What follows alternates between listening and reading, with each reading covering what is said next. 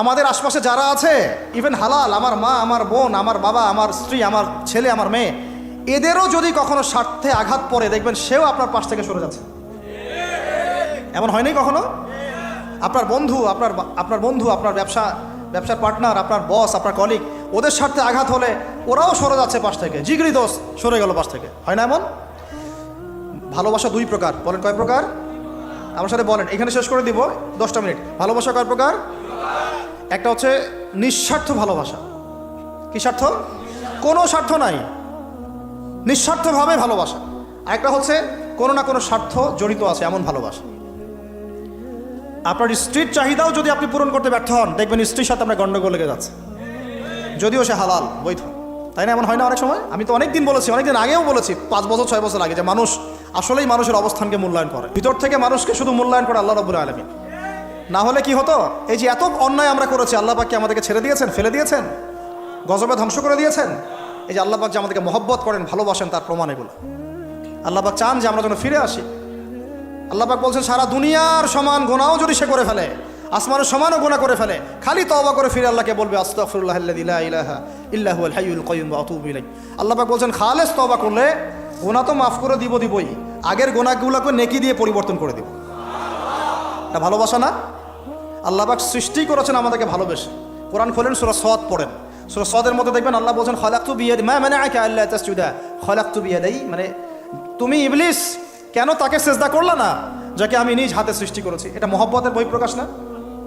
আল্লাহ আমাদেরকে নিজ হাতে সৃষ্টি করেছেন। আল্লাহ পাকের হাত কেমন এটা আমরা ব্যাখ্যা করতে যাব না। হাতের অর্থ কি সেটাও ব্যাখ্যা করার, তাওয়িল করার দরকার নাই। কোরআনে আসছে যেভাবে সেভাবে আমরা ঈমান রাখবো, ঠিক আছে ভাই? এখানে আবার অনেক তালগোল পাকায় ফেলে এবং বিভ্রান্ত হয়ে যায়, এদিকে যাওয়ার দরকার নাই। এখানে বোঝানো হচ্ছে আল্লাহ রাব্বুল আলামিন আমাদেরকে মহব্বত করে সৃষ্টি করেছে। এই পুরো সৃষ্টি জগৎটাই তো আল্লাহর মহব্বতের বহিঃপ্রকাশ। সবকিছু এত নিপুণভাবে চলতেছে, এটা মহব্বতের বহিঃপ্রকাশ না? আমি আপনাদেরকে নিয়ে যদি কোনোদিন কক্সবাজারের সৈকতে তারা দেখাতে পারতাম, তাহলে আমি বুঝাইতে পারতাম আপনাদেরকে যে এই মহাবিশ্বটা ঠিকই আছে কীভাবে। তারার মধ্যে একটা গাণিতিক ক্যালকুলেশন আছে যেটা সবাই জানে না। যারা একটু অ্যাস্ট্রোনমি নিয়ে পড়াশোনা করেছে তারা জানে। আপনার মানে মাথার বিবেকই উল্টায় যাবে যে এত সূক্ষ্মভাবে কিভাবে আল্লাহ রাব্বুল আলামিন এই মহাবিশ্ব সৃষ্টি করলেন। এক চুল এদিক ওদিক হলে পুরো বিশ্ব কায়নাত ধ্বংস হয়ে যাইত। এটা কি আল্লাহ পাকের মহব্বতের বহিঃপ্রকাশ না? আল্লাহ পাক তো বরং বলেছেন পুরো সৃষ্টি পরিবারটাই আল্লাহর পরিবারের অন্তর্ভুক্ত। সুবহানাল্লাহ। এমনকি আল্লাহ পাক আমাদেরকে বলেছেন, তোমরা জমিনবাসীর সবার উপর রহম করো। ইরহামু মান ফিল আরদ ইয়ারহামুকুম মান ফিস সামা। তোমরা সবার উপর রহম করো, দয়া করো। দয়া, রহম, এটা তো মহব্বতের একটা অংশ। তোমরা সবার উপর দয়া করো, রহম করো, মহব্বত করো। এটা কি হবে? তাহলে আল্লাহ পাক আসমানে যিনি আছেন, আল্লাহ পাক তোমাদের উপর রহম করবে ইনশাআল্লাহ। তা আমরা সেই মহান সত্তার ভালোবাসার থেকে বেরো হয়ে হারাম এই যৌন ভালোবাসার দিকে যাওয়ার চেষ্টা করছি। আসলে এটা ভালোবাসা না, যৌনতা, এর দিকে যাওয়ার জন্য এইসব করছি। আল্লাহ পাক আমাদেরকে মাফ করে যেন হেদায়েত দান করেন। আল্লাহ পাক কত ভালোবাসেন এটা নিয়ে বলতে গেলে আজকে রাত শেষ হবে। দেখেন, আল্লাহ রাব্বুল আলামিন আদম আলাইহিস সালামকে সৃষ্টি করেছেন, করে সমস্ত নাম শিক্ষা দিয়েছেন। নাম মানে হলো ইলম। নাম মানে কি? ভালো না বাসলে আল্লাহ পাক কাউকে সবচেয়ে সেরা কিছু দান করেন। সূরা 3 আল্লাহ পাক কি বলেছেন? ওয়া তিনি ওয়াজ জাইতুন, এগুলো শপথ করে, লাকাদ খালাকনাল ইনসানা ফি আহসানি তাকওয়িম। মানুষকে সবচেয়ে শ্রেষ্ঠ কাঠামো আল্লাহ পাক দিয়েছেন, দেন নাই? তো কাউকে যদি মহব্বত না করা হয়, তাকে আপনি সবচেয়ে সেরাটা কি দিতে পারবেন? আল্লাহ পাক আমাদেরকে মহব্বত করেন, ভালোবাসেন, এবং আল্লাহ চান আমরাও যেন তাকে মহব্বত করি, তাকে ভালোবাসি। এবং আমরা যদি কাউকে ভালোবাসি, আল্লাহর জন্য ভালোবাসবো। কাউকে ঘৃণা করি, আল্লাহর জন্য ঘৃণা করবো। মহব্বতও আল্লাহর জন্য, ঘৃণাও কার জন্যে? আল্লাহর জন্য। আল্লাহ পাক সমস্ত ইলম শিক্ষা দিলেন। এটা কি ভালোবাসার বহিঃপ্রকাশ না? নূহ আলাইহিস সালামের কওম দীর্ঘদিন আল্লাহর কথা শোনে না। আল্লাহ পাক সবর করলেন, ধৈর্য ধরলেন, গজব দিলেন না, শেষ পর্যায়ে গিয়ে আযাব দিয়েছেন। এই যে আল্লাহ পাক সুযোগ দেন, সময় দেন, এটা কি আল্লাহ পাকের ভালোবাসা, দয়া না? এরকম প্রত্যেকটা কওমের ক্ষেত্রে হয়েছে। আমি তো ফিল করলাম এই ভালোবাসা নিয়ে ঘাটাঘাটি করতে গিয়ে যে আসলে আল্লাহ পাক যে আমাদেরকে সবচেয়ে বেশি মহব্বত করেন, তার সবচেয়ে বড় নিদর্শন কি জানেন? আমাদের কাছে আল্লাহ রাব্বুল আলামিন আল কোরআনের মতো কিতাব নাজিল করেছেন, আর আমাদেরকে আল্লাহ পাক নবী মুহাম্মদ সাল্লাল্লাহু আলাইহি ওয়াসাল্লামের উম্মত বানাইছেন। আল্লাহ পাক যে নবী মুহাম্মদ সাল্লাল্লাহু আলাইহি ওয়াসাল্লামকে এই দুনিয়াতে পাঠিয়েছেন না, এটাই সবচেয়ে বড় মহব্বত, সবচেয়ে বড় রহমত। কারণ তার সুন্নতে এমন কিছু নাই যেটা আপনি খুঁজে পাবেন না। আর তিনি আমাদেরকে যে মহব্বত করতেন, মুহাম্মদ সাল্লাল্লাহু আলাইহি ওয়াসাল্লাম আমাদেরকে যে মহব্বত করতেন, তিনি আমাদেরকে বলতেন যে আমরা তার ভাই, আমরা তার কি? ভাই মানে কি মায়ের পেটের ভাই? এটা বোঝানো হয় নাই। একটা হাদিসে তিনি বলেছেন আমি তো পিতৃতুল্য, তার মানে কি সত্যি সত্যি বাবা সন্তানের সম্পর্ক? রুহানি পিতা। তিনি কি ইমাম নন? তিনি ইমাম, তিনি নেতা, তিনি আমাদের শিক্ষক, তিনি নবী। তো তিনি আমাদেরকে যে মহব্বত করতেন, তিনি একদিন বলছিলেন নবী সাহাবীদের সামনে, কাশ আমি যদি আমার ভাইদেরকে দেখতে পেতাম। সাহাবীরা বলছেন, ইয়া রাসূলুল্লাহ, আমরা কি আপনার ভাই না? তখন নবীজি বলছেন, না, তোমরা আমার সাহাবী। আমার ভাই তারা যারা আমাকে না দেখেই আমার প্রতি ঈমান নিয়ে আসবে। প্রত্যেক নবীকে আল্লাহ পাক একটা দোয়া করার চান্স দিয়েছে। কয়টা ভাই? এমন একটা দোয়া যেটা করলে আল্লাহ পাক কবুল করবেনই করবেন। করলে আল্লাহ পাক কি করবেন? অবশ্যই কবুল করবেন। নবী সাল্লাল্লাহু আলাইহি ওয়াসাল্লাম বলছেন যে সমস্ত নবী এই দোয়াটা পৃথিবীতে করে ফেলেছে। তো আমি এই দোয়াটাকে মুলতবি রেখেছি যে কাল কিয়ামতের মাঠে আমি আমার উম্মতের জন্য সুপারিশ করবো ইনশাআল্লাহ। এবং নবী সাল্লাল্লাহু আলাইহি ওয়াসাল্লামের সুপারিশে বহু কবিরা গুনাহগার মুসলমান যারা জাহান্নামের ফয়সালা হয়ে গেছে তাদেরকে আল্লাহ পাক কিছুটা শাস্তি ভোগ করালে হলেও আবার জান্নাতে নিয়ে আসবে ইনশাআল্লাহ। তো তিনি আমাদেরকে মহব্বত করেন না? করতেন না? চিন্তা করে তাহলে আমরা তার দিনকে কি মহব্বত করলাম, আমরা তার হুকুম হাকামের বিধিবিধান সুন্নতের কি মহব্বত করলাম, চিন্তা করেন। একটা হাদিসে নবীজি স্পষ্ট করে বলছেন এটা আমাদের জন্য একটা কষ্টি পাথর। এটা একটা কি কষ্টি পাথর। তিনি বলছেন কেউ ততক্ষণ পর্যন্ত প্রকৃত মুমিন হতে পারবে না যতক্ষণ না আমি মুহাম্মদ সাল্লাল্লাহু আলাইহি ওয়াসাল্লাম তার কাছে তার সন্তান, তার পিতা, এমনকি সমস্ত মানব জাতি থেকে বেশি প্রিয় না হচ্ছে। আর আমরা যারা আগামীকালকে এইটার প্রিপারেশন নিয়েছি, আসলে কি আমাদের কাছে নবী প্রিয় বেশি না আমাদের দুনিয়ার স্বার্থ বেশি প্রিয়? যারা এগুলো করবে তাদের কাছে কি সত্যি নবী প্রিয়? তাহলে তারা করতে পারতো না। যদি নবী আমাদের কাছে সবচেয়ে বেশি প্রিয় না হয় আমরা মুমিন হতে পারছি না। আর যাদের কাছে নবী প্রিয় তারা কখনো এমন হারাম কাজে যেতে পারবে না। যারা যাচ্ছে তারা কখনোই নবীকে ভালোবাসে না, কোশ্চিন কালেও না। শোনেন, উমর রাদিয়াল্লাহু আনহুর নাম শুনেন নাই? বললে অনেক কথা ভাই, অনেক কথা, কোনটা রেখে কোনটা বলি। উমর রাদিয়াল্লাহু আনহু একদিন এসে বলছেন খলিফাতুল মুসলিমিন, মুসলিমদের তিনি খলিফা। জান্নাতের সুসংবাদপ্রাপ্ত 10 জন সাহাবীর একজন। জান্নাতের সার্টিফিকেট পেয়েছেন পৃথিবীতে কয়জন সাহাবী? একটা হাদিসে একসাথে 10 জন। ওই 10 জনের অন্যতম একজন, যিনি এমন শাসন ব্যবস্থা পৃথিবীতে প্রতিষ্ঠা করেছিলেন যার মতো মিসাল এখন পর্যন্ত পৃথিবীতে আর দেখা যায় নাই। একটা হাদিসে আসছে যে রাস্তা দিয়ে ওমর হাঁটে ওই রাস্তা দিয়ে শয়তান হাঁটে না। কি বুঝলেন? শয়তান যদি দেখে ওই যে ওমর, ও আর ওই যাবে না ওই রাস্তার মধ্যে। এই হচ্ছে ওমর ইবনুল খাত্তাব। আমার পরে কোনো নবী নাই। নবীজি বলছেন আমার পরে কোনো নবী নাই, লা নবিয়্যা বাদি, আমার পরে কোনো নবী নাই। যদি হতো তাহলে ওমর হতো, যদি হতো তাহলে ওমর হতো। অন্য একটা হাদিসে আসছে আমার পরে কোনো নবী নাই, তবে তুমি আমার, এটা অন্য সাহাবী সম্পর্কে, আলী ইবনে আবি তালেব সম্পর্কে, তুমি আমার জীবনে তেমন মুসার জীবনে হারুন ছিল যেমন। এটা হচ্ছে আলী ইবনে আবি তালেব।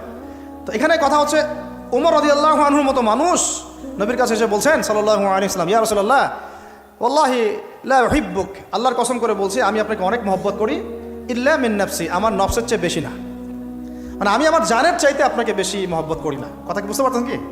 মানে আমি আপনাকে অনেক মহব্বত করি ইয়া রাসূলুল্লাহ, সব কিছু থেকে বেশি মহব্বত করি, কিন্তু আমার নিজের জানের চেয়ে বেশি না। নবী সাল্লাল্লাহু আলাইহি ওয়াসাল্লাম বলছেন লা ইয়া ওমর, এখনো মুমিন হওনি ওমর। কাকে বলছেন? কাকে বলছেন? জান্নাতের সার্টিফিকেট প্রাপ্ত একজন মানুষকে। লা ইয়া ওমর, এখনো হওনি। তখন নবী সাল্লাল্লাহু আলাইহি ওয়াসাল্লামকে তিনি একটু পরে আবার বলছেন, ইয়া রাসূলুল্লাহ ওয়াল্লাহি আলান, এখন লা হাব্বা ইলাইয়া মিন কুল্লি শাই হাত্তা মিন নাফসি, এখন থেকে আপনি আমার কাছে সবচেয়ে বেশি প্রিয় সব কিছু থেকে, এমনকি আমার নফসের থেকেও বেশি প্রিয়। তখন নবীজি বলছেন আলান ইয়া ওমর, হ্যাঁ এখন ওমর, এখন তুমি মুমিন হলে। তাহলে যারা আমরা নবীর সুন্নতের খেলাফ এইসব অপসংস্কৃতি, নোংরামি, জেনা, ব্যভিচার, কনসার্ট, নাটক, সিনেমা, পরকিয়া, এইসব তথাকথিত ভালোবাসা দিবস, এই জেনা দিবসগুলো পালন করছি, আমরা কি আসলেই নবীকে ভালোবাসি? আমরা কি সত্যি আল্লাহকে ভালোবাসি? আল্লাহ পাক আমাদেরকে বোঝার তৌফিক দান করেন, জাহিলিয়াত থেকে ফিরে আসার তৌফিক দান করেন। এরকম প্রচুর ঘটনা। ভালোবাসা তো এগুলোর নাম। ভালোবাসা কাকে বলে জানেন? সাহাবীরা বাসায় যেতেন, আবার দৌড় দিয়ে আসতেন নবী সাল্লাল্লাহু আলাইহি ওয়াসাল্লামের চেহারাটা একটু দেখার জন্য। এটা নাম ভালোবাসা। আপনারা যদি ওমরা করতে যান, হজ করতে যান, দেখবেন বারবার আপনার নবীর রওজায় গিয়ে সালাম দিতে মন চাইবে, যে আরেকবার দেখা করে আসি, আরেকটু দেখা করে আসি, আরেকবার সালাম দিয়ে আসি। ভালোবাসা কোনো স্বার্থ আছে এখানে? নবী সাল্লাল্লাহু আলাইহি ওয়াসাল্লাম কি আমাদের কাছে কোনো স্বার্থ দাবি করেছেন? আল্লাহ করেছেন। এগুলো ভালোবাসা। এই ভালোবাসা হলো প্রকৃত ভালোবাসা। আর এগুলো যেটা চলছে এটা হচ্ছে যৌনতা। এগুলো কি চলছে? যৌনতা। ভালোবাসার নাম দিয়েছে এখন যৌনতা। এগুলো ভালোবাসা না, এগুলো পাশবিকতা, প্রবৃত্তির দাসত্ব। প্রবৃত্তি মানে মন যা চাই তাই করতে চাচ্ছে। আপনার মন চাইছে একটা মেয়ের সাথে রাত কাটাবেন, এটাকে আপনি ভালোবাসা নাম দিলেন, কিন্তু এটা হচ্ছে ভালোবাসা না, এটা কি প্রবৃত্তি, পশুত্ব, দাসত্ব, পশুত্বের দাসত্ব করছেন। আল্লাহ পাক আমাদেরকে কথাগুলো বোঝার তৌফিক দান করে। এরকম সাহাবীরা কত ত্যাগ করেছেন। তালহা রাদিয়াল্লাহু আনহুর নাম শুনেন না অনেকেই। নবী সাল্লাল্লাহু আলাইহি ওয়াসাল্লাম উহুদ যুদ্ধের দিন সংকটময় একটা অবস্থায় ছিলেন। তালহা রাদিয়াল্লাহু আনহু একা নবী সাল্লাল্লাহু আলাইহি ওয়াসাল্লামকে ঢাল হিসেবে পিঠ পেতে দিয়ে আসেন, উনার দিকে কোনো তীর যেন আসতে না পারে। শেষে দেখা গেল তার গায়ের মধ্যে 40 থেকে 50টা তরোয়ারের আঘাত আছে, তীরের খোঁচা আছে, বর্ষার খোঁচা আছে। এই অবস্থায় তিনি নবীকে কাঁধের মধ্যে নিয়ে উহুদ পাহাড়ে উঠেছেন নবীকে সেভ করার জন্য। এটা ভালোবাসা। এটা কি? কোন স্বার্থে? কিসের স্বার্থে? দুনিয়ার স্বার্থে? জান্নাতের স্বার্থে। একজন সাহাবী বাড়ি নির্মাণ করেছেন, তো নবী সাল্লাল্লাহু আলাইহি ওয়াসাল্লাম দেখে একটু খালি মানে হয় না, তুমি কে কার বাড়ি এটা? বললেন আচ্ছা অমুক সাহাবীর বাড়ি। নবীজি একটু ভ্রু কুঞ্চিত করলেন, পছন্দ করলেন না, কিছু মুখে বলেন নাই, মুখে কিছু বলেন নাই, খালি একটু অসন্তুষ্ট হয়েছেন, এক্সপ্রেশন দেখতে বোঝা যাচ্ছে। তখন ওই সাহাবীকে জানানো হলো, তোমার বাসার সামন দিয়ে তো আল্লাহ নবী সেদিন হেঁটে গেলেন, তারপরে আমার বাসা দেখে, তোমার বাসা দেখে আল্লাহ নবী সাল্লাল্লাহু আলাইহি ওয়াসাল্লাম একটু অসন্তুষ্টি প্রকাশ করেছিলেন, মুখে কিছু বলেন নাই, এক্সপ্রেশন ছিল একটু অসন্তুষ্টিমূলক। 3 দিনের মধ্যে সেই বাড়ি ভেঙে গুড়িয়ে দিয়েছে। যেই বাসা দেখে আল্লাহ নবী সন্তুষ্ট হন, আমি বাসা রাখবই না। ভালোবাসা কিসের জন্যে? কার জন্যে? কার স্বার্থে বলেন? আল্লাহর জন্যে, জান্নাতের জন্য, আল্লাহর স্বার্থে, আল্লাহর জন্যে। কতগুলো বলে শেষ করবো আপনাদেরকে। সাদ বিন আবি ওয়াক্কাস রাদিয়াল্লাহু আনহু উহুদ যুদ্ধ দিন এইরকম করে তীর নিক্ষেপ করছেন। আল্লাহ নবী বলছেন, ইয়া সাদ, হে সাদ, তীর ছুড়ো, তোমার জন্য আমার পিতামাতা কুরবান হোক। আশপাশে 9 জন ছিল, তার মধ্যে একজন করে শহীদ হতে শেষে 2 জন বেঁচে থাকলো, সাদ বিন আবি ওয়াক্কাস, তালহা বিন উবাইদুল্লাহ রাদিয়াল্লাহু আনহু। এগুলো তারা কেন করেছেন? ভালোবাসার জন্যে। ভালোবাসা এগুলোর নাম। কতগুলো বললে শেষ করবো আপনাদেরকে বলেন। নবী সাল্লাল্লাহু আলাইহি ওয়াসাল্লামের কাছে একজন সাহাবী আসেন ইসলাম কবুল করতে এসে হাতের মধ্যে কিছু বালা আংটি থাকে না, এগুলো ছিল, এগুলো খুলে ফেলে দিয়েছেন নবী সাল্লাল্লাহু আলাইহি ওয়াসাল্লাম, খুলে ফেলে দিয়েছেন। তো একটা খুব দামি সোনার আংটি ছিল, ফেলে দেওয়ার পরে অনেকে বলছে তুমি তখন মুসলিম হয়েছো, ইসলাম কবুল করেছো, তো আচ্ছা ঠিক আছে, ওইটা না হয় নবীজি পড়তে নিষেধ করেছেন, তুমি ওইটা নিয়ে বিক্রি করে দাও, বিক্রি করে না হয় ওই টাকা দিয়ে অন্য কিছু করো। উনি বলছেন কখনো না, আমার হাত থেকে আল্লাহ নবী খুলে একটা জিনিস ফেলে দিয়েছেন, আমি সেটা আবার নিতে যাবো? কিসের জন্য এগুলা? এটা ভালোবাসা, মুহাব্বত। আল্লাহ পাক এটাই কোরআনে বলছেন যে কুল, হে নবী আপনি বলে দিন, ইন কুনতুম তুহিব্বুন আল্লাহ, তোমরা যদি আল্লাহকে মহব্বত করেই থাকো, আল্লাহকে সত্যিকার অর্থে ভালোবেসেই থাকো, ভালোবাসা দাবি করেই থাকো, ফাত্তাবিউনি, তাহলে নবীর আনুগত্য করো, ইউহিব্বুকুমুল্লাহ, তখন আল্লাহ তোমাদেরকে ভালোবাসবেন, ওয়া ইয়াগফির লাকুম যুনুবাকুম, তোমাদের সব গুনাহ আল্লাহ মাফ করে দিবেন, আল্লাহু গফুরুর রহিম। এই হলো ভালোবাসা। ভালোবাসা মানে কি? ভালোবাসা মানে হচ্ছে আসসামু ওয়া তাআ, আমি নবী এবং আল্লাহ এবং তার রাসূলের কথা শুনবো এবং আনুগত্য করব, শুনবো এবং এর নাম ভালোবাসা। শুনবো, আনুগত্য করবো, তাহলে আমরা কি শুনবো, কি আনুগত্য করবো? আমাদেরকে প্রথমে কোরআন পড়তে হবে, কোরআনের অনুবাদ জানতে হবে, কোরআন অনুযায়ী জীবন করতে হবে, 5 ওয়াক্ত নামাজ পড়বো ইনশাল্লাহ, হালাল খাবো, যাকাত দিব, রমজানের সওম রাখবো, নবীর সুন্নাহ অনুযায়ী জীবনযাপন করব, এবং সুন্নাহ বিরোধী, কোরআন বিরোধী, ইসলাম বিরোধী কোনো কাজে আমি লিপ্ত হব না। এই তো ভালোবাসা। এই ভালোবাসা যদি বহিঃপ্রকাশ ঘটাতে আমরা ব্যর্থ হই, নিজেও ধ্বংস হব, পরিবারও ধ্বংস হবে, আমাদের পরের প্রজন্ম ধ্বংস হবে, সমাজ ধ্বংস হয়ে যাবে। আমরা নবী সাল্লাল্লাহু আলাইহি ওয়াসাল্লামের শেখানো রাস্তার বাইরে যাব না ইনশাআল্লাহ। আমরা আল্লাহ রাব্বুল আলামিনের মহব্বত শুধু মুখে দাবি করবো এমন না, কাজে প্রমাণ করবো ইনশাআল্লাহ। আমরা তার রাসূলের মহব্বত শুধু মুখে দাবি করবো না, কাজে প্রমাণ করবো ইনশাআল্লাহ। আল্লাহ এবং তার রাসূলের বিরোধী কোনো কাজে আমি কোনোদিনও লিপ্ত হব না ইনশাআল্লাহ। আমাদের ইয়াংদের মূল প্রবলেম এটা, একটা সামনে কিছু দেখলেই দৌড় দেওয়া শুরু করো, আর দাঁড়াও রে ভাই, দেখো এটা কার, কোত্থেকে আসছে, এর সাথে আমাদের কোনো সম্পর্ক আছে কিনা, এটা আমাদের সংস্কৃতি কিনা, এটা করলে আল্লাহ আবার আমাকে ধরবে কিনা, রাসূল আবার আমার উপর রাগ হবে কিনা কিয়ামতের মাঠে, আমার আমল নামে আবার গোনা জমাবে কিনা, এগুলো হিসাব আমি কেমন করে দিব, এই চিন্তা করতে হবে না? তুমি তো ভাই মুসলিম পরিবারের যুবক, মুসলিম পরিবারের যুবতী, তোমাদের দ্বারা তো এটা আশা করা যায় না। অন্যরা করুক, সেটা না হয় আলাদা বিষয়, আমরা ওগুলো দেখতেও চাই না কে কী করে। 1993-তে এটা বাংলাদেশে আসে, আবার বাংলাদেশে আবার ডাবল জাহেলিয়াত আসে, কীরকম, যেটা আবার অন্য কান্ট্রিতে আসে নাই। বাংলাদেশে এই দিনে আবার আরও একটা দিবস একসাথে, ওটার নাম পহেলা ফাল্গুন। কি নাম বলেন? এই দুইটা মিলে এখন উদযাপন হবে কালকে থেকে। তো এই উদযাপন করতে আপনাদের সাগর পারে সব ভিড় জমায় ফেলছে, হোটেল সব বুকড, 3 গুণ 4 গুণ ভাড়া। মাশাআল্লাহ, আপনারাও তো যারা হোটেল মালিক আছেন এই সুযোগ লুফে নিচ্ছেন। হ্যাঁ, ব্যবসা বেশি হবে, তারপরে খাওয়া দাওয়ার হোটেলের প্রাইস বেশি হবে। শোনেন, একটা হারামকে কেন্দ্র করে যা কিছু অর্জন করবেন সব হারাম। একটা হারামকে কেন্দ্র করে যা কিছু অর্জন করবেন আপনি সবই হারাম। বরং এখন আপনার বলা উচিত ছিল ইমানদার হলে, আমার হোটেল আজকে বন্ধ, আমি এই দিবস উপলক্ষে ভাড়া দিই না। সাগরের সামনে তারা এগুলো করতেছে, সাগরের এক একটা ঢেউ এটা সাক্ষী থাকতেছে। এই সাগরের এক একটা ঢেউ, যে ঢেউ আল্লাহর হুকুমে আসে, আল্লাহর হুকুমে চলে। আপনি ইমানদার মানুষ, আল্লাহর বান্দা, আল্লাহর মুমিন বান্দা, আপনার জন্য আল্লাহ সাগরের তলদেশে অসংখ্য নিয়ামত রিজিক দিয়ে দিয়েছেন, আমাদের জন্য দিয়েছেন, ওকে আমাদের অনুগত করে দিয়েছেন। দাঁড়ান আপনি তার সামনে, ও বিনয়ের সাথে আপনার পা ধুয়ে দিবে। সাগর বিনয়ের সাথে আপনার কি করবে? পা ধুয়ে দিবে। আর এই সাগরকে আল্লাহ যদি কোনোদিন বলেন এইখানে এরকম এই অশ্লীলতা হয়েছে, বেহায়াপনা হয়েছে, জেনা হয়েছে, ব্যভিচার হয়েছে, সমকামিতা হয়েছে, এই সাগর তুমি এই সমস্ত এলাকাবাসীকে ধ্বংস করে দাও, কি করবেন সেদিন? ঠেকাতে পারবেন? আমি কাউকে সন্তুষ্ট করার জন্য কথা বলছি না, আর কারো অসন্তুষ্টির পরও আমি করছি না। যেটা হক সেটা আমাকে বলতে হবে, কারণ যদি আমি না বলি ওই গজব আসলে আমি সদ্য ধ্বংস হয়ে যাব। আল্লাহ পাক চাইলে এক দিনের মধ্যে এমন সুনামি দিতে পারেন, পুরা কক্সবাজার কেন বাংলাদেশ পানির তলে চলে যেতে পারে। এই জায়গাকে বেছে নিছে এই জেনা দিবস পালন করার জন্য। চিন্তা করেন কার ক্যারেক্টার, কার আদর্শ এটা ফলো করতেছে। আল্লাহ পাক কুরআনে বলেছেন, লাকাদ কানা লাকুম ফি রাসূলিল্লাহি উসওয়াতুন হাসানাহ, তোমাদের মধ্যে আল্লাহর নবী মুহাম্মদ সাল্লাল্লাহু আলাইহি ওয়াসাল্লামের মধ্যেই আছে সর্বোত্তম আদর্শ। আর এই দিবস পালনের মধ্য দিয়ে আপনারা ওই সেন্ট ভ্যালেন্টাইন্স ওর আদর্শ ফলো করতেছেন। নাউজুবিল্লাহ। হাদিসে নবীজি বলছেন, আল মারউ মা'a মান আহাব, যে যাকে ভালোবাসবে।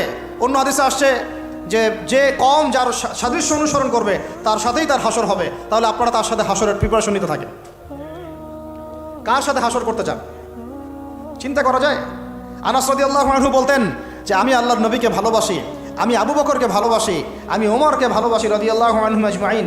যদিও আমার আমল তাদের মতো নয়, তারপর আমি আশা করি এই ভালোবাসার খাতিরে আল্লাহ তাদের সাথে আমাকে হাসর করাবেন। চিন্তা করা যায়। আজকে একটা হাদিস পড়ছিলাম যে কিয়ামতের মাঠে শহীদরা পর্যন্ত ঈর্ষান্বিত হবে, নবীরা ঈর্ষান্বিত হবে একদল মানুষকে দেখে, যে আল্লাহ পাক তাদেরকে নূর দিবেন, চেহারা আলোকিত হয়ে থাকবে। তারা শহীদ হয় নাই, তারা নবীও ছিল না, বরং তারা তাদেরকে দেখে ঈর্ষান্বিত হবে। আল্লাহ পাক বলবেন, এরা আমার সেই সব বান্দা যারা একে অপরকে মহব্বত করতো শুধু আমার সন্তুষ্টির জন্য। আর আমরা জেনাকে মহব্বত নাম দিয়েছে। এখন আমি এই জায়গাটা থেকে একটু ভিতরে যাই। দেখেন 1993 সালে এটা চালু হওয়ার পর থেকে কি হলো, আসলে হলোটা কি দেখেন। হলো মানে কি, একটু মনোযোগ দাও আমার দিকে তোমরা ইয়াংরা। যখন এটা লাইসেন্স পেয়ে গেল, পৃষ্ঠপোষকতা পাচ্ছে, তখন আসলে হচ্ছেটা কি? একটা জিনিস লাইসেন্স ছিল না, পৃষ্ঠপোষকতা ছিল না, মানুষ অল্প কিছু মানুষ করতো, সেটা আলাদা বিষয়। আর যখন একটা বিষয়ে মানে আপনি ঢাকঢোল পিটায়ে উদযাপন করতেছেন, তখন এটা একটা কি পেয়ে যায়, একটা আনুষ্ঠানিকতা পেয়ে যায়, একটা লিগালাইজড হয়ে যায় জিনিসটা। মনে হয় যে ওটাই মনে হয় করণীয়, ওটা যারা করছে না ওরাই মনে হয় ব্যাকডেটেড, এমন হয়ে যায় বিষয়টা। হলো কি তারপরে হলো ছেলে মেয়েদের ফ্রি একটা মিক্সিং শুরু হয়ে গেল। ছেলে মেয়ে মানে আল্লাহ পাক যে বলেছেন যে তোমরা দৃষ্টি নিচু করো, এটা যে কোরআনে আছে যে একটা গায়রে মাহরামের দিকে চোখ পড়লে যদি খারাপ চিন্তা চলে আসে চোখটা কি করো, নিচু করো, ছেলে হোক মেয়ে হোক। এই আয়াত কোরআনেই পড়ে থাকলো। চক্ষু নিচু করা তো দূরের কথা, চোখে চোখ রেখে এখন কিস করতেছে মনে করেন বিষয়টা, তাই না? কথা কি বুঝতে পারেন? আল্লাহ পাক কোরআনে বলছেন, আমি শর্ট করে বলতেছি যাতে আপনাদের টাইমটাও মানে একটা ফ্যাক্ট, আপনার বাসায় গিয়ে পড়ে দেখবেন। আল্লাহ পাক কোরআনে বলেছেন, ওয়ালা তাকরাবা হাযিহিশ শাজারা। একটু বোঝার চেষ্টা করেন। এই কথাটা আল্লাহ পাক বলেছেন আমাদের পিতা এবং মাতাকে, আদম আলাইহিস সালাম এবং হাওয়া আলাইহিস সালামকে। দেখো তোমরা জান্নাতের সব জায়গায় ঘোরো, খাও, কোনো সমস্যা নাই। ওয়ালা তাকরাবা হাযিহিশ শাজারা, এই গাছে উঠবা না, কথাটা এমন না। এই গাছের পাতা ধরবা না, কথাটা এমন না। এই গাছের ফল টান দিও না, কথাটা এমন না। এই গাছের ছায়ায় বসিও না, কথাটা এমন না। আল্লাহ পাক বলছে ওয়ালা তাকরাবা, এই গাছের কাছেও আরো জোরে বলেন, এই গাছের কাছেও যেও না। ফল খাওয়া তো দূরের কথা, গাছে উঠা তো দূরের কথা, গাছের নিচে বসা তো দূরের কথা, কাছেও সেম কথা আল্লাহ পাক সূরা বনী ইসরাঈলের মধ্যে বলছেন, ওয়ালা তাকরাবুজ জিনা, তোমরা জেনার কাছেও। বলা হয় নাই যে তুমি দেখা সাক্ষাৎ করো না, ভ্যালেন্টাইন্স ডে পালন করো না, তথাকথিত তুমি ওর হাত ধরো না, তুমি ওর দিকে খারাপ নজরে তাকিও না, তুমি ওকে কিস করো না, তুমি সব করো কিন্তু মানে বিশেষ কাজটা করো না, তার সাথে অন্তরঙ্গ মিলিত হয়েও না, এগুলো বলা হয়নি। কি বলা হচ্ছে? ওর কাছেও। আর আমরা এখন কাছে কাছে যেও না আল্লাহ কোরআনে বলেছেন, আর সমাজ বলতেছে এটাই হলো কাছে আসার গল্প। এটা কি কাছে আসার? তাহলে কোরআন একদিকে যাচ্ছে, সুন্নাহ একদিকে যাচ্ছে, আপনার ইসলাম একদিকে যাচ্ছে, আল্লাহ একদিকে, রাসূল একদিকে, সমাজ। তাহলে নিঃসন্দেহে এই সমাজের উপর আল্লাহর বরকত নাজিল হবে, আল্লাহর রহমত আসবে।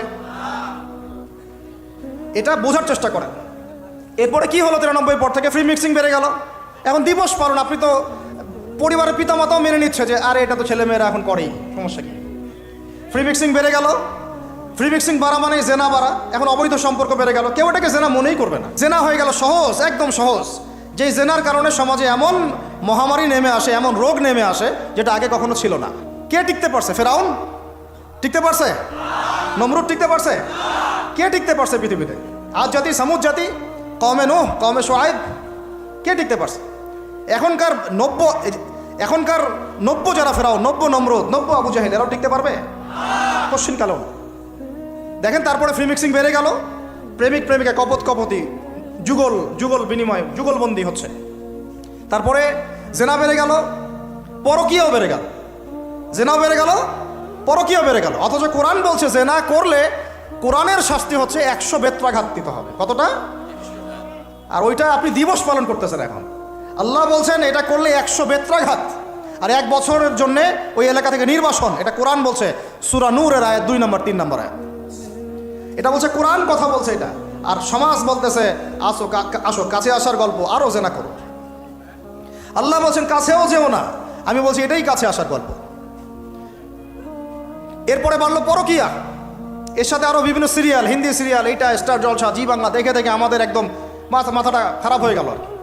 বাসায় বউ, বাইরে আরো 3টা 4টা, বাসায় স্বামী, বাইরে 3টা 4টা। এই সমস্যাটা রেয়ার না, অনেক বেশি বেশি ঘরে ঘরে ঢুকছে এটা এখন। এই হলো আমাদের অবস্থান। এরপর আমরা দাবি করতেছি আমরা মুসলমান, আমরা মানে মরার সাথে সাথেই জান্নাতে চলে যাবো। নাউযুবিল্লাহ। চিন্তা করা যায়?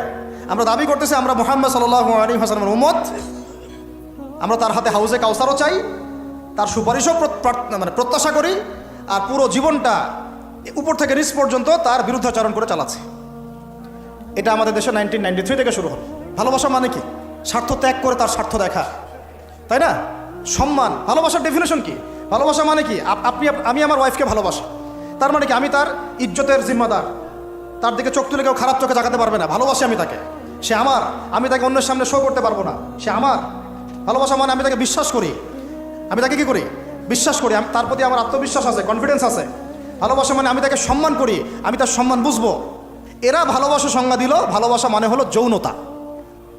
ভালোবাসা মানে জাস্ট সেক্সুয়াল রিলেশনশিপ, আর কিচ্ছু না। এরা যদি একে অপরকে সত্যি ভালোবেসে থাকে, তাহলে আগামীকাল এদেরকে বলেন যে জেনা মুক্তভাবে বিয়ে করে ফেলো দেখি। এদের মধ্যে 80% এটা করবে না। কারণ তাহলে ভালো যদি এতই বাসো, তা হাতটা ধরিও না তুমি। আল্লাহ পাক হাত ধরতে নিষেধ করছেন।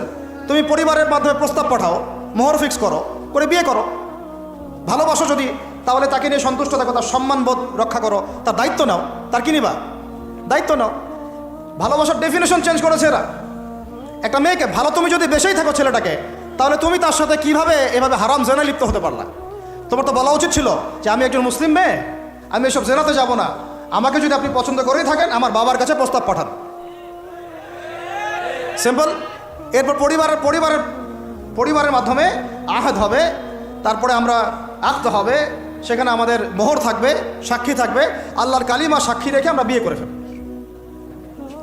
এইগুলোর মধ্য দিয়ে ভালোবাসার ডেফিনেশন চেঞ্জ করে দেওয়া হবে। ভালোবাসার মানে যেটা ছিল সম্মান, ওইটার নাম হয়ে গেল এখন যৌনতা। যৌনতা ছাড়া কোনো কিছুতে তারা এখন বিশ্বাসী না।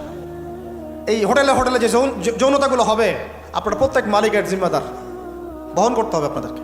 ভাবতেছেন আমি তো ভাড়া দিছি, ও কি করে করুক ভিতরে, না, আপনিও দায়ী আছেন। হিসাব আপনাকে দেওয়া লাগবে, ও তো দিবেই, আপনাকেও দিতে হবে। যারা এটাকে প্যাট্রোনাইজ করেছে, যে চালু করেছে, ওকে নিয়ে আমি এখন চিন্তিত। এগুলো স্টাডি করতে গিয়ে জানি নামটা আমার মাথায় আসছে, আমার মানে কলিজাটাই কাঁপা শুরু করছে। একটা জিনিস হচ্ছে, আপনি একটা খারাপ কাজ নিজে করেন, মনে করেন নাউজুবিল্লাহ এক ভাই নিজে সুদ খায়, এটা তার ব্যক্তিগত পাপ। ঠিক আছে, এক ভাই ব্যক্তিগতভাবে গান শুনছে, ব্যক্তিগত পাপ। এক ভাই ব্যক্তিগতভাবে হয়তো কেউ নাউজুবিল্লাহ জিনা করেই ফেলছে, এটা তার কি ব্যক্তিগত পাপ। আল্লাহর কাছে ইস্তেগফার করবে, তওবা করবে, আল্লাহ চাইলে মাফ করে দিবেন, পাপ গোপন করে দিবেন ইনশাআল্লাহ। তাই তো, এটা একটা সুরত। আরেকটা সুরত কি, আমি সুদ নিজে খাইছি, আরও লক্ষ কোটি মানুষকে খাওয়াইছি। আমি জেনা নাউজুবিল্লাহ সে নিজে করছে, অন্য আরও লাখ লাখ মানুষ যুবক যুবতীকে জেনাতে উৎসাহিত করতেছে। নিজে গান শুনছে, মানুষকে শোনাচ্ছে, নিজের মৃত্যুর পরেও সেই গান বাজতেছে। এটা হচ্ছে গুনাহে জারিয়া। এটা কি গুনাহে জারিয়া। তাহলে একটা গোনা নিয়ে আদম আলাইহিস সালাম যদি এত বছর কান্নাকাটি করেন, ইব্রাহিম আলাইহিস সালাম কিয়ামতের মাঠে যদি বলেন আমি পারবো না সুপারিশ করতে, নূহ আলাইহিস সালাম যদি বলেন আমি পারবো না সুপারিশ করতে, ঈসা ইবনে মারইয়াম, মুসা আলাইহিস সালাম তারা পর্যন্ত বলবেন আমি আজকে আল্লাহ পাকের সাথে কথা বলার সাহস রাখি না। আর এই যারা গুনাহে জারিয়া চালু করে দিল, এদের কি অবস্থা? আল্লাহ পাক আলহামদুলিল্লাহ আমাদেরকে এই জাহিলিয়াত থেকে বের হয়ে আসার তৌফিক দিয়েছেন। এই শুকরিয়াটা আমরা আদায় করে কিয়ামত পর্যন্ত শেষ করতে পারবো না। আর আমাদের দায়িত্ব অন্য ভাইদেরকে ফেরানো, বোঝানো, শেখানো, জানানো। ইনশাআল্লাহ আল্লাহ চান তো এই প্রজন্ম ফিরে আসবে ইনশাআল্লাহ। এই কথাগুলো সবার কাছে প্রচার করবেন। সবচেয়ে বেশি ভালোবাসেন, মহব্বত করেন আমাদেরকে আমাদের রব। কে ভালোবাসে আমাদেরকে? আল্লাহ ছাড়া আসলে ভালোটা বাসেই বাকে। আমরা যে পবিত্র সম্পর্কে কথাও বললাম, এই যে স্বামী স্ত্রীর সম্পর্ক, স্বামী স্ত্রীর মধ্যে মহব্বত, পবিত্র সম্পর্ক, এটা হালাল, বৈধ। আল্লাহ পাক বৈধতা দিয়েছেন, কারণ আমাদের প্রবৃত্তির চাহিদা আছে। এই চাহিদা পূরণের জন্য আল্লাহ পাক আমাদেরকে হালালভাবে বিয়ে করতে বলেছেন। সমাজ বিয়েটাকে কঠিন করে ফেললো, আর জেনাটাকে সহজ করে ফেললো। বিয়ে কঠিন হয়ে গেল, এরা এখন বিয়ে করতে পারবে না চাইলে। বলেছি আমি, কোরআন একদিকে, সুন্নত একদিকে, ইসলাম একদিকে, সমাজ, এই সমাজের তাকদির খারাপ। এভাবেই নবী সাল্লাল্লাহু আলাইহি ওয়াসাল্লাম পেরেশান ছিলেন কিভাবে সমাজের মানুষকে ফেরানো যায়। আজকে আমরাও পেরেশান। আল্লাহ পাক সবার আগে আমাকে ইসলাহ দান করেন, আমার পরিবারকে দান করেন, আমাদের প্রত্যেক দিনই ভাই বোনকে দান করেন এবং ইস্তেকামাত দান করেন। আল্লাহুম্মা সাব্বিতনা ওয়াজআলনা হাদিয়ান ওয়া মাহদিয়া।